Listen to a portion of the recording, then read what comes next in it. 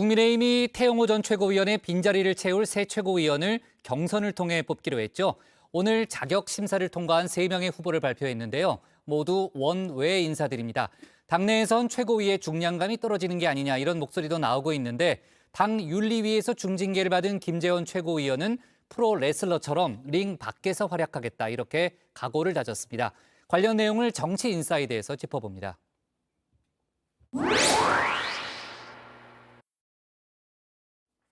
국민의힘 태영호 전 최고위원의 빈자리 다음 달 9일 전국위원회를 열고 새 최고위원을 뽑기로 했죠. 오늘 자격심사를 통과한 최종 후보 3명을 발표했는데요. 보시는 것처럼 모두 원외 인사들입니다. 당초 재선 의원들이 여럿 도전할 거란 관측과는 달리 현역 의원은 단 한 명도 후보 등록을 하지 않았는데요. 유력한 후보군으로 거론됐던 이용호 의원. 경선에 나서지 않은 이유를 이렇게 설명했습니다. 이제 정치라고 하는 게 이게 이제 소신도 필요하지만 눈치도 상당히 있어야 되거든요.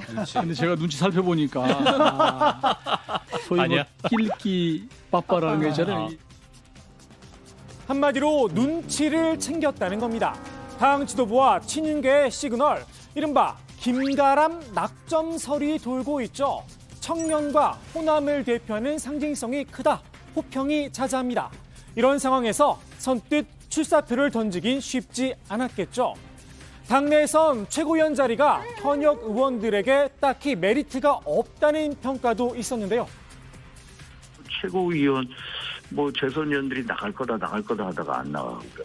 그래서 왜 안 나갔나 이제 참 아마 그런 것 같아요. 제가 보니까 이제 이 당 지도부 입성해봤자 별 소위 말해서 어떤 메리트가 없다? 메리트가 없다.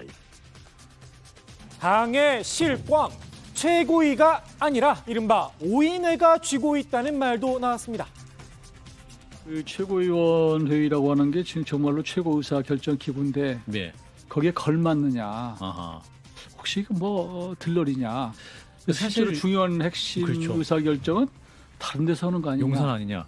용산이 아니고 당내에서도 그래서 뭐 오인회가 있다 뭐 이런 얘기도 한편에선 과연 총선 때까지 김기현 체제가 그대로 유지되겠느냐 물음표도 달았죠. 체제가 계속 갈 거냐 비대위로 갈 수도 있지 않을까 이런 그러니까 지도부의 현재 이런 상황으로 총선을 치르기에는 뭔가 좀 부족한 듯하다. 자꾸 비대위 얘기하는 게 있는데 이게 참 김기현 대표의 이 모욕이라고 보여요. 김 대표 취임한 지 지금 100일도 안 됐거든요. 취임한 지 100일도 안 된 김기현 체제. 당 지도부가 윤리의 징계를 받으며 존재감이 많이 약해졌다는 평가인데요. 김재원 최고 같은 경우 1등을 했었고요. 수석이고 태영호. 또 태영호 같은 경우 워낙 시끄럽게 또 사퇴하지 않았습니까? 그나마 태 전 최고위원의 빈자리도 중량감이 다소 떨어지는 원외 인사가 채우게 됐습니다. 이런 당의 상황을 누구보다 애달프게 걱정하는 분이 있죠. 당원권 정지 1년, 중징계를 받은 김재원 최고위원입니다. 윤석열 대통령이 집권을 했지만 여소야대의 상황에 있고 민주당이 그 과반수 의석을 점하고 온갖 지금 입법적인 횡포를 부리고 있거든요. 집권당의 최고위가 좀 약체로 구성이 되면 그런 면에서 굉장히 문제가 생긴다는 것이죠. 김 최고위원은 당을 위해서 장외에서 프로레슬러 김일 선수 같은 역할을 하겠다 이렇게 자처했는데요. 링 안에서 경기하는 것보다 링 밖으로 나가면 좀 반칙도 쓰고 또 그 국민들로부터 정말 환호받는 그런 경우도 있었죠. 저는 어떻게 보면 비유하자면 링 밖으로 나간 김일 선수. 글쎄요, 정치는 프로레슬링이 아니죠. 반칙에 과연 국민들이 환호할까 싶습니다. 더욱이 김일 선수, 반칙을 일삼는 선수가 아니라 오히려 이를 응징하는 쪽이었습니다. 조 스카파 선수는 처음부터 반칙을 범했습니다. 그러나 세계적인 프로레슬러 김일 선수는 그의 특기인 암로크로 도전자인 조 스카파의 팔을 마비시키는 가면은 허리 꺾기 등으로 조 스카파 선수의 공격을 불허했습니다. 당내에선 중징계를 받은 만큼 자숙해야 할 시점이란 지적도 나오고 있는데요. 한마디로 낄끼빠빠하라는 겁니다. 당원권 정지가 뭡니까? 당원으로서의 어떤 활동도 못하는 것이거든요. 예. 무소속 의원처럼 마음대로 하라는 의미는 아닙니다. 네. 그래서 어느 정도 자숙하고 그런 모습들을 보여야지 본인의 미래도 저는 있을 수 있다 이렇게 봅니다. 김 최고위원, 비록 징계는 받았지만 최고위원의 지위는 여전하다고 반발했는데요.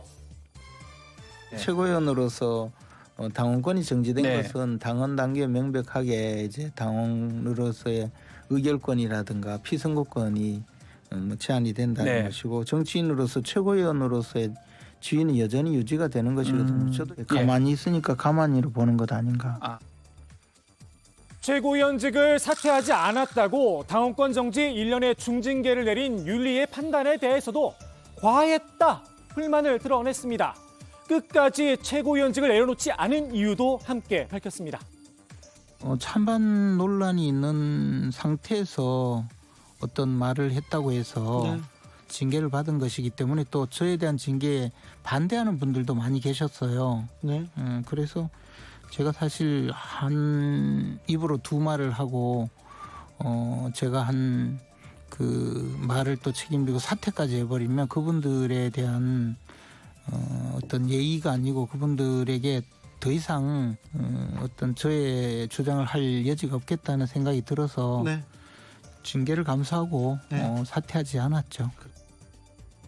찬반 논란이 있는 상태라 김 최고위원이 빚은 5.18과 4.3 관련 설화, 어떤 점에서 찬반 논란이 있다는 걸까요? 광주와 제주를 찾아 고개를 숙였던 김 최고위원의 행동, 과연 진정성이 있었나 싶습니다. 결국 강성 보수 지지층을 보고 정치를 하겠다는 건데요. 김 최고위원, 대구 출마를 바랐었죠. 아직 그 꿈 버리지 않은 듯합니다. 내년 총선에도 나오시죠? 나올 수 있으면 나오죠. 네. 또 뭐 최고위원으로서 더군다나 제가 이제 최다 득표를 한 최고위원이고 김 최고위원은 이준석 전 대표의 케이스를 거론하며 앞으로도 활발한 정치 활동을 예고했는데요. 이 전 대표가 중징계를 받을 당시 김 최고위원이 남겼던 충고로 오늘의 정치인사이드 마무리합니다. 우리 이준석 대표님 한번 산티아고 순례길을 815km 다는 못 걸으실 거고 사리아에서부터 가는 100km 코스라도 한 일주일 정도만 걸으시면 정말 마음이 맑아지고 생각도 많으실 텐데 마침 검색해 보니까 이번 주 토요일 날 10시 30분에 출발한 아시아나항공이 있습니다. 항공료도요 많이 내려서 100만 원, 107만 원밖에 안 해요. 잘 다녀오십시오.